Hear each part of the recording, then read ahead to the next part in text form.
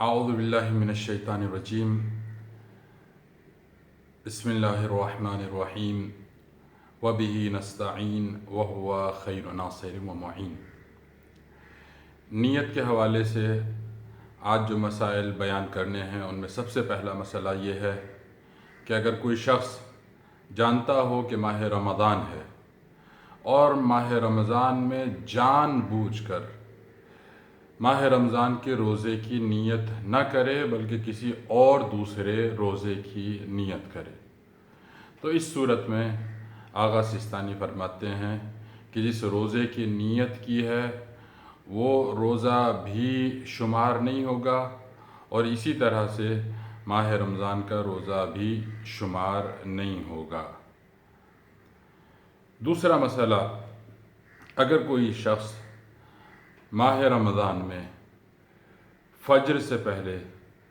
روزے کی نیت کر لے اور اس کے بعد وہ سو جائے اور پھر وہ مغرب کے بعد بیدار ہو،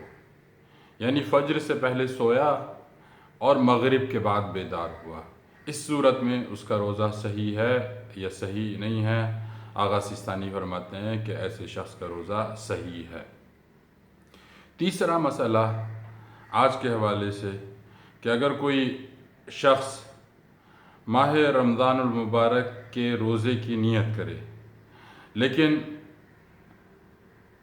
یہ نیت کرے کہ مثلا کل پہلا روزہ ہے اور پہلے روزے کی نیت کرے، لیکن بعد میں اسے پتہ چلے کہ پہلا روزہ نہیں تھا بلکہ دوسرا روزہ تھا،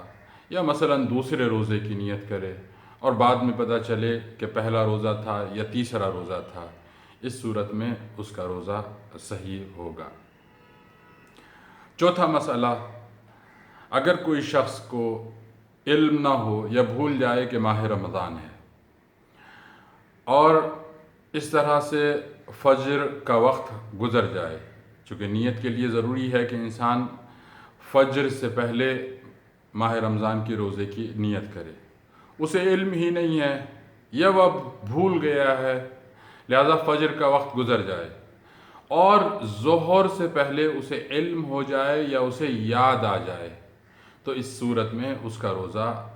اگر وہ نیت کر لیتا ہے تو صحیح مانا جائے گا۔ لیکن اگر اس شخص کو علم نہیں ہے اور وہ بھول گیا ہے، اس نے نیت نہیں کی ہے اور اس کو ظہر کے بعد یاد آتا ہے یا ظہر کے بعد پتہ چلتا ہے، تو اس صورت میں آغا فرماتے ہیں کہ اس شخص کو چاہیے کہ رجا کی نیت سے اس دن کے روزے کو مکمل کرے اور ماہ رمضان کے بعد اس روزے کی قضا کرے۔ اب اسی طرح سے اگر کوئی شخص ماہ رمضان میں روزہ رکھنے کی نیت کو بھول جائے یا اسے علم ہی نہ ہو کہ ماہ رمضان ہے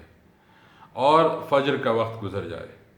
اس کے بعد وہ کوئی ایک ایسا عمل انجام دے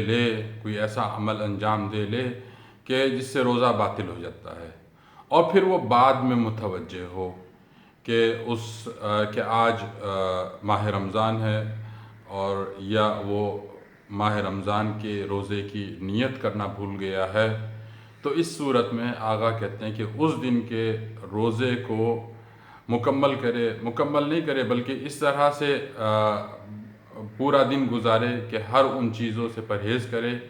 کہ جن سے روزہ باطل ہوتا ہے، اور ماہ رمضان کے بعد اپنے اس روزے کی قضا کرے۔